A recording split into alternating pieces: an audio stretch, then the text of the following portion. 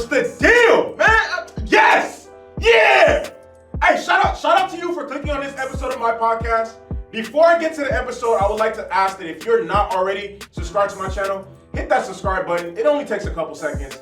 Hit the bell notification because it lets you know every single time I drop a new episode. Like this video, leave a comment, and I hope you enjoy the episode.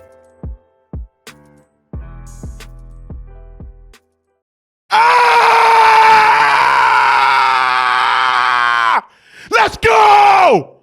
Yeah! Yeah! Yes! All right, so my name is Michael DeLu. Today is November 4th, Wednesday, November 4th, 2021, and this is episode 77 of Pull Up the Tape. Today's November 1st. I'm going to give a special shout out to my brother, Jerry Cheney III, Jiggy Trey, always Jig, Mr. Heem himself. Happy 24th birthday to you. Big shout out to him. I hope he has an amazing day. Stay blessed, stay dangerous, stay Heem, all that. So I have a I want to shift the mood because I know I'm like usually a very type of nigga, but I want to discuss something on a more serious note, and it was some events that occurred yesterday in I don't want to say the NFL world because what I'm about to discuss is bigger than the NFL, and it's just like it's more about life, and it's I have really strong emotions about this, and I'm really indifferent about it because it's just like the magnitude of the situation and how big it is.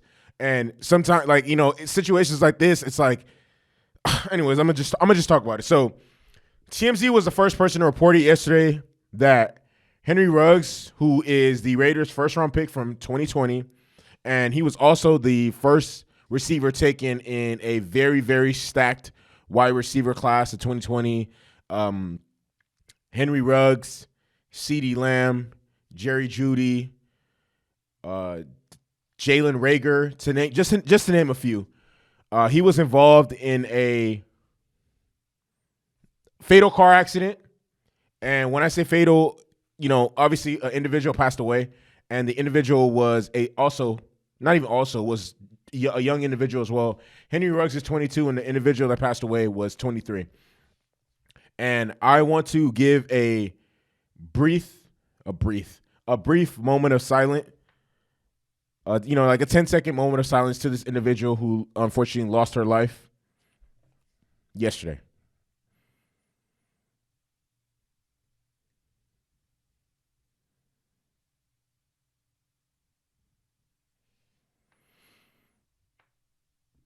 All right. My condolences go out to her family because, you know, events like this are honestly tragic on all fronts because anytime an individual is killed or anything like that, it's just definitely, you just definitely get the feel that it wasn't that person's time to go. And it's just really, really tragic. And like, as an individual, as a person who loved whatever family member, you just constantly are thinking, why did this happen to my loved one? And just honestly, all types of stuff. So officers arrived on scene, and the Toyota RAV4 was on fire. And essentially, after the fire was put out, the driver was discovered deceased. And what happened was Henry Ruggs' Chevrolet Corvette, hit the rear of the RAV4. And I'm not too sure exactly what happened or how it happened, but eventually the car is on fire. And that is what led to the person's death. I mean, I'm not too sure whether they would have survived, whether the car was on fire or not, but yeah. So initially, Las Vegas PD wasn't sure if any drugs or alcohol was involved, but soon after, they issued a statement saying Ruggs will be charged with felony DUI resulting in death, which, for those of you guys who don't know, is a Class B felony in the state of Nevada, which is punishable by 2 to 20 years in state prison. And one of the things I will say that is usually it takes time. It takes cops time before they bring charges. So the fact that this was done so fast and in a matter of hours leads me to believe one thing. And the Raiders yesterday. The Raiders made a statement when this initially was reported, and then a couple hours later on in the day, ended up actually releasing Henry Ruggs. from the team. He's no longer a part of the Las Vegas Raiders. He's not employed with the team anymore and anything like that. And honestly, like this like is a really tragic situation because the biggest thing about things like this and when people are killed by gun violence or even situations like this is it can all be avoided. Like it's just so avoidable if people honestly make better decisions. And it's really sad, honestly, the more I think about it. And the biggest thing that I take from all this is the fact that honestly, this shouldn't have happened. And it shouldn't have happened for very many reasons. There should have been so many reasons why this shouldn't happen. And the biggest one being it's 2021. Uber and Lyft are a thing. Like there's no reason for anyone to be driving drunk. I know I don't do that shit. I have never been a fan of driving drunk. I don't do that because for just so many reasons. Because, as it is, you already share the road with individuals. So you can be a perfect driver. For example, my mom is probably like one of the safest drivers I know. And I don't really like to talk about this story because I don't want to say it's traumatic or anything like that, but it's one of those things where I literally try to put that shit in the back of my mind because of just like the impact of what happened. So it's January of 2016, and I had just finished my first week at Arizona State when I get a phone call from my brother saying my mom and my brother were involved in a car accident, which, So my brother tells me that my mom was involved in a car accident, and when I get the picture of my mom's car, I broke down in tears because I couldn't believe that there was any way that my brother and my mom were able to survive this accident. But fortunately for them, they came out with minimal, like none of them broke anything or anything like that. And my mom's one of the safest drivers I know. So apparently what happened is my mom's car was hit from the back by a driver. My mom's car spun out of control and ended up on the wrong side of traffic, which she was then hit like a head-on collision with a Coca-Cola truck. And that situation showed me that, not even showed me, it just reiterated the fact that you share the road with people. So as safe as you can be going home and somebody who's drunk could run a red light and end your life. And I feel like that's just like, because of that, it's just imperative that people should not drive drunk. There are ride share services that like, and the biggest thing with this situation is Henry Rugg has made millions of dollars in the year and a half that he's been employed by the NFL. And it just makes no sense for him to have operated his vehicle under the influence of alcohol. That's just bad. Like that. I'm not saying, I understand everybody, you're as an adult, you're entitled to have a good time, drink, whatever. But with a few clicks, he could have been at his home. Like, there's no way he was that drunk to where he couldn't open the phone on his app, order an Uber. And even if he didn't have the Uber phone on his app, you can't tell me that throughout his contact, there wasn't a single person who could have ordered him an Uber home and back. Like with Zelle, you could send people money. There's just so many different ways this could have been prevented. And the biggest thing is just like how, like, this is a serious matter. It's not just he got into an accident. Somebody is dead. Someone is dead because of his actions. A 23-year-old woman lost her life because of his actions. He's facing serious time, even though he was released him being released by the Raiders is the least of his worries as of right now. Someone is dead as a result of his actions, and he is going to be held accountable. Like I honestly cannot see a situation where he doesn't serve jail time for this. Like I said earlier, 2 to 20 years. Not someone is severely hurt. Someone lost their life.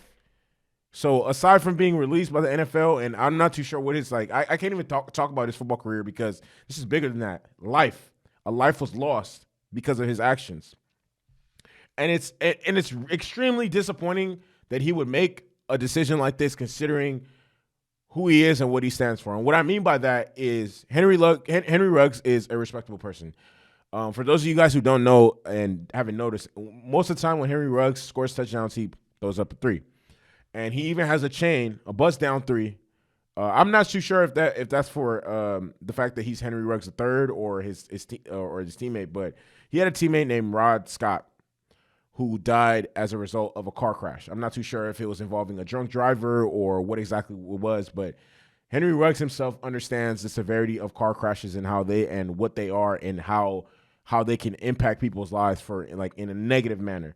So the fact that he would even do something like this, and I can't even say he would. I know he didn't willingly do this, but nevertheless, you have to be held accountable for your actions. I'm big on that. I don't care who the fuck you are. You have to be held accountable for your actions. That's why it pains me to see the stuff that happens in this country's legal system. So knowing that situation and what he's been through, it's just really sad that this happened. And last thing I want to say about this, well, a couple of things I want to say about this. First of all, it is a privilege to be in the National Football League. It is a privilege to be on an NFL roster. It is a privilege to be making money playing the sport that you love. It is a privilege to make millions of dollars. Like, the NFL is the elite of the elite. Only 1%. Like, I don't even know what the percentage is of all high school athletes that make it to the NFL. When you are employed by the NFL, you must hold yourself to a specific standard. You must carry yourself with class, and you cannot make decisions like this. And when you are, that right should be stripped of you. I mean, me personally, because of the simple fact that someone lost their lives, I feel like he should not be allowed to play professional football again in an NFL. Like, I just think accountability is a must, no matter who you are. That we all could disagree, but I personally feel like that's it. That's over with. As evident, the Raiders were quick in releasing him, and it is what it is. But like I said, accountability is a must. You can't take that away from anybody. Prayers for both families, because this is gonna impact them. Like, and I don't want to just say I want to extend my condolences to the family that lost their loved one, because she did nothing wrong but be at the wrong place at the wrong time and lost her life because of a decision that someone else made. She didn't lose her life because of anything wrong she did wrong. She lost her life because of the decision someone else made. And for Henry Ruggs, he has to live with the guilt of taking someone's life. He has to live with the guilt of what he's done. Like, the grief, like that eats you up. That's not something like that's, and no, he has to live with the guilt of breaking a family up. He has a daughter himself, and just knowing that he caused someone else's daughter not to be able to come home, that is going to eat him up. Man, it's a real unfortunate situation, because it didn't have to happen like this. Like, none of this had to happen. It all could have been avoided. Nevertheless, it is what it is, and my condolences to that family of the deceased, and just, I don't know, my biggest takeaway from all this is just the fact that just make smart decisions, man. No one should be driving. No one should drink and drive. And it's crazy to think, like, one decision, one ill-placed choice, or one lapse of judgment here can alter your life for the foreseeable future. So it's always think logically before you make any decisions, and just never drink and drive. Never, under any circumstance, drink and drive. It's just a bad idea. No good can come out of it. No, because even if you don't get into an accident now, you're gonna think, oh, well, I've done this before, I'm gonna do it again. And no, it's just don't do it. So the next thing I want to get into, change my tone a little bit, because it is a little frustrating to have to talk about something like that, is the Heat versus the Mavericks. So TNT. Today's Wednesday, so yesterday was Tuesday, and TNT always does the national televised games. And yesterday's national televised game was the Heat versus Mavericks. And I want to say it was a really it's one of the games where, how do I put it? First of all, it's I guess TNT's at the point this season where it's not even the point this season. It's like, because of the fact that it's early in the season, you see a lot of matchups where it's good teams playing bad teams. And anytime I see two good teams, perfectly two teams that previously made the playoffs, are pitted up against each other. Trust me, I'm watching that shit. So the Heat played the Mavericks, and it was a really, really good game. And I love just high quality basketball because it doesn't. I mean, not it doesn't happen often, but it's. I mean, with half the team not make with half the NBA not making the playoffs, like with the way like the format is set up, and only the other half making it, there's going to be times where trash teams are playing good teams, and good teams are playing trash teams, and trash teams are playing trash teams, and good teams are playing good teams. So anytime good teams are playing good teams, I'm watching that shit. So the Heat defeated the Mavericks 125-110, 15-point game. But I don't think the score is indicative of how close that game was. And let me be the first to say I know Tyler Herro led them in scoring, and Jimmy had 23 and Bam had a double-double, but Kyle Lowry was the difference in yesterday's game. Reggie Miller stated it himself. He was making timely plays and scoring when the team needed, and being the key pass. And it's either he was making timely plays, or he was hitting big shots, or he was making the key pass in an offensive possession. Kyle Lowry, even though, a lot of the times he doesn't really get the credit he deserves. And, I myself have found times where I'm, talking down on Kyle Lowry. But truth be told, Kyle Lowry is a very cerebral player, and he has an extremely high basketball IQ. Kyle Lowry has been in the league for over 10-plus years. He's made the All-Star team multiple times. Like, he is a good player. He's not a great player. He's a good player. And I could just obviously tell by watching the game when it was quite evident that without Kyle Lowry being on the court, I don't know if the Miami Heat would have won the game. And if they did win the game, they probably wouldn't have won at the margin they did. But whenever Dallas went on a run and cut the lead to 2, he hit a big shot or made the pass that led to an easy bucket for one of his teammates like Tyler Herro, Bam Adebayo, or Jimmy Butler. The Heat had 4 players that scored 22 or more points. Tyler Herro, man, I gotta give a lot of credit to Tyler Herro because he is balling. Like he's really shown out. I'm gonna say something. I personally don't agree with what Tyler Herro said at the beginning of the season, that he deserves the respect that Luka Doncic and Trae Young get, because honestly, he's not on their level. Like, I don't think he could be the best player on. He could probably be the best player on a bad team, but I don't see him being the best player on a playoff team or a team like. Come on now. Trae Young led his team to the Eastern Conference Finals. I do not think as the number one option that Tyler Herro can do that. I could be wrong, but honestly, I don't see it happening. Tyler Herro had 25 points, 11 of 20 from the field, 3 of 6 from 3, and 4 assists. And one of the things I want to say is I can vividly see that his game has improved. And there were times where I'm watching the game, and then I always watch games and then watch the highlights over again because the highlights show the best parts of the game, where I find myself going, wow, like, oh, shit, he's in his bag. And just thinking in my head, like, yo, this nigga's actually really, really nice. He's improved immensely. His ball handling has improved. His playmaking has improved. His shot selection has improved. He's overall a better player, and it's quite evident that he was putting in the work in the offseason. So kudos to him. Jimmy Butler had 23 points, shot terribly from the field, 4 of 11 from the field, 6 rebounds, 6 assists. Elite defense on Luka. Even though Luka did have 33 points, Jimmy made him work for all the buckets where he was matched up against him. Bam Adebayo, 22 points, 8 of 18 from the field, 13 rebounds. He was just grabbing shit, snatching boards, putbacks, slamming shit. Kyle Lowry, 7 of 10 from the field, 20 points, 6 of 9 from the field.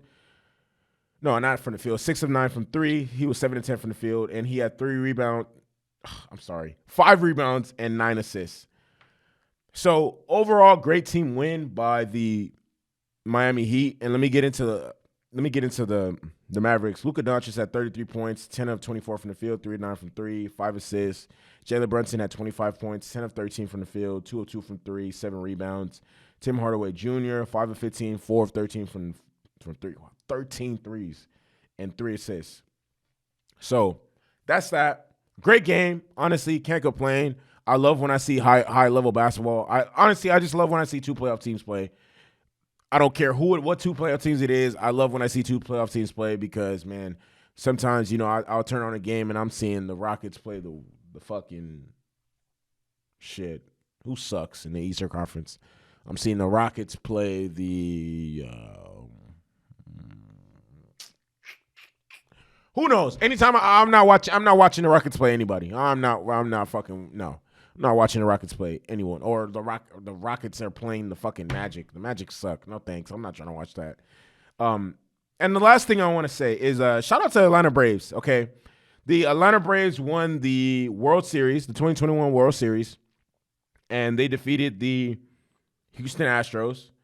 I want to be the first to say, fuck the Astros.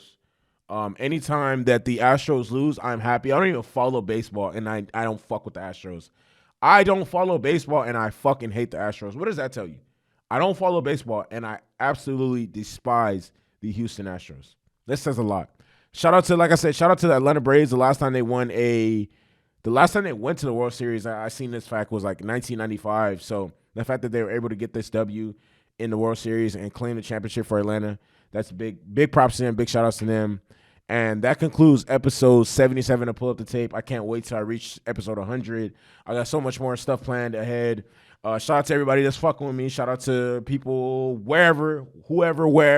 If you fucking with me, you listen to Pull Up the Tape, I genuinely appreciate you from the bottom of my heart. Rest in peace, Kobe. Rest in peace, Gigi. Rest in peace, Pop Smoke. Viral movie. I'm out of here. Yes, sir.